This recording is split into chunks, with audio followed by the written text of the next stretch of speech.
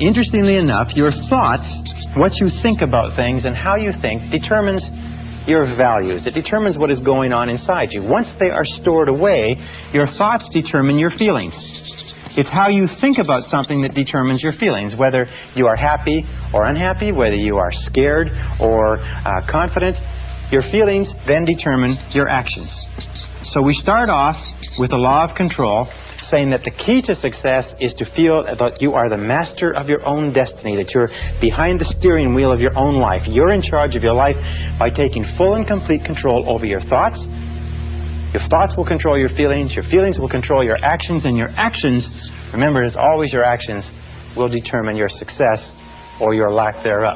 So the law of control is important. Now, as opposed to the law of control, we have what is called the law of accident.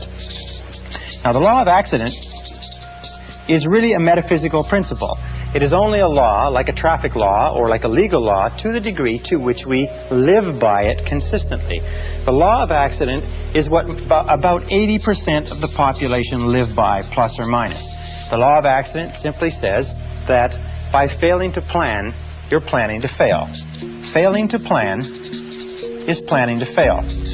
Now, the majority of people don't believe that they're living by this, but if you look at their lives, you see that that's true. Failing to plan means planning to fail. These are the sort of people that say, well, it's not what you know, it's who you know. It's being in the right place at the right time. It's luck. It's the luck of the draw, and so on. These are people who, as a result of feeling that their life is controlled by forces outside themselves, don't have clear plans, don't have clear goals, are not working persistently and consistently day by day toward accomplishing something they want, and their lives just seem to drift and go around in circle like a ship without a rudder. Now, a person, just like a ship without a rudder, a person with no central plan is a person who has very little control. Is a person who feels that, in fact, they are out of control of their lives, like they're falling through space with no place to stop. And these people are invariably unhappy. The reason why people are negative today, the reason why people are unhappy, the reason why people are sick and frustrated, the reason why people underachieve in life is most of them are living by this law of accident. And in so doing, they have no sense of control over their lives, they have no sense of inner peace, they have no sense of happiness, and so on. So,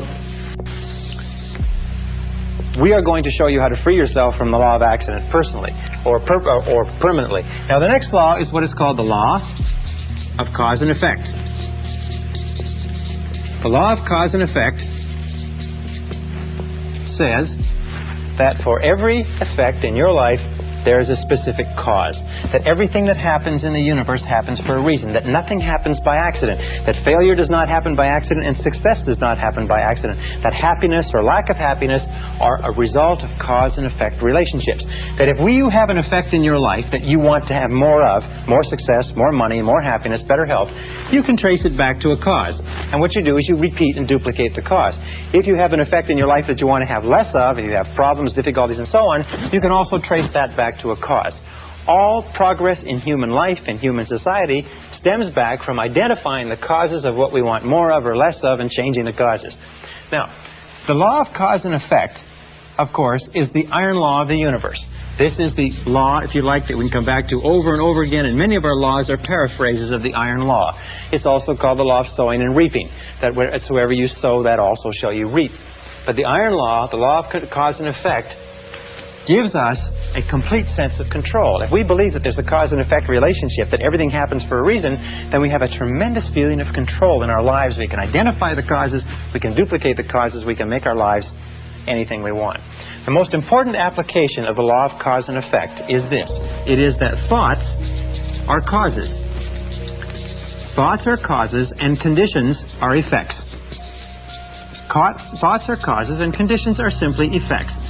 The starting point of everything is your thoughts about something. It's your thoughts about a job, your thoughts about a relationship, your thoughts about your health, your thoughts about your future. Your thoughts become causative agents.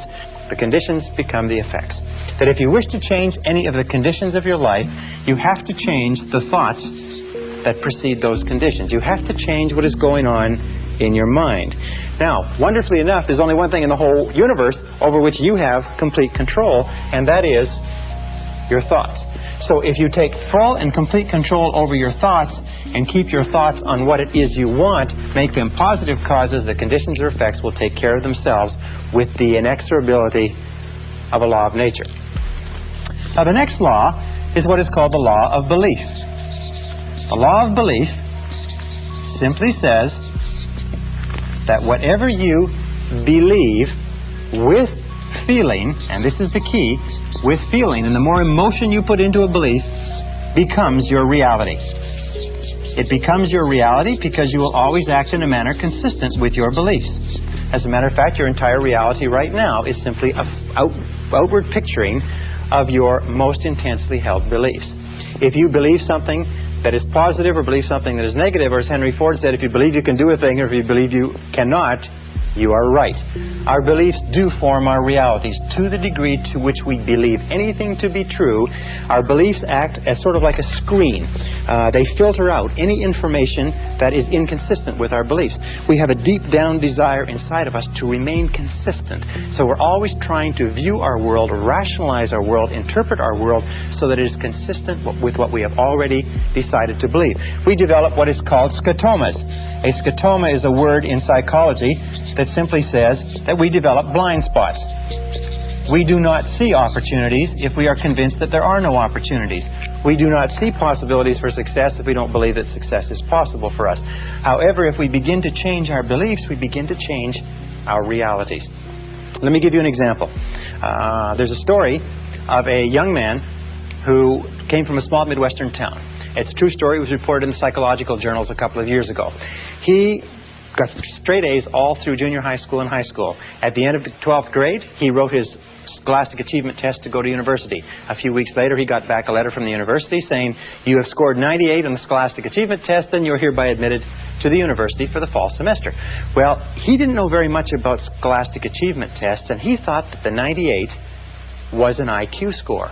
Now, an IQ score of 98 is slightly below average and is about 20 points below what is necessary for college-level work. He was convinced, and he just discarded his entire high school career, all the A's that he's gotten. He was convinced that he could not do college-level work, but he went off to college in the fall. After the first semester, he was failing or nearly failing in every subject. His counselor called him in and said, "What seems to be the problem? You did extremely well in high school. These courses are only 1 degree of difficulty removed from your high school courses. Are you having problems with girls? Are you having problems with drugs? Having problems adjusting? What is it?" He said, "Well, sir," he said, "I'm doing the very best I can, but you can't blame me. I've only got a 98 IQ. And the counselor had his file in front of him. He said, "What are you talking about?" He said, "Well, in my letter of admission to the university, it said that I got a 98 on the Scholastic Achievement Test." He said, "Son, that's not an IQ." They said, "That's not an IQ. That is a percentile. What that means is that you scored equal to or higher than 98% of the students in the country who wrote that test. You're one of the brightest kids in this university." Well, this young guy went out. He checked on the Scholastic Achievement Test. He found it was true that the 98 was a percentile, not an IQ. He went back to his courses, and 2 years later, he was in the top 10 in a 30,000 student university. He was leading in all of his classes. Once he changed his reality, once he changed his beliefs about his intelligence, his reality changed automatically. Now, an important point with regard to this is that every one of us has self-limiting beliefs. Every one of us believes ourselves to be limited in some way. Every one of us believes ourselves to be limited in intelligence, creativity, money-making ability. I can't sell. I can't speak in front of audiences. We tend to think that we are not capable of being on time. We're not mechanically inclined, and so on and so forth. But exhaustive research demonstrates that talents are pretty evenly spread throughout the population. That most of the limitations we have do not exist in reality. They exist only in your own mind. And one of the starting points of great achievement is to start questioning those self-limiting beliefs and throw them off and act as if they did not exist.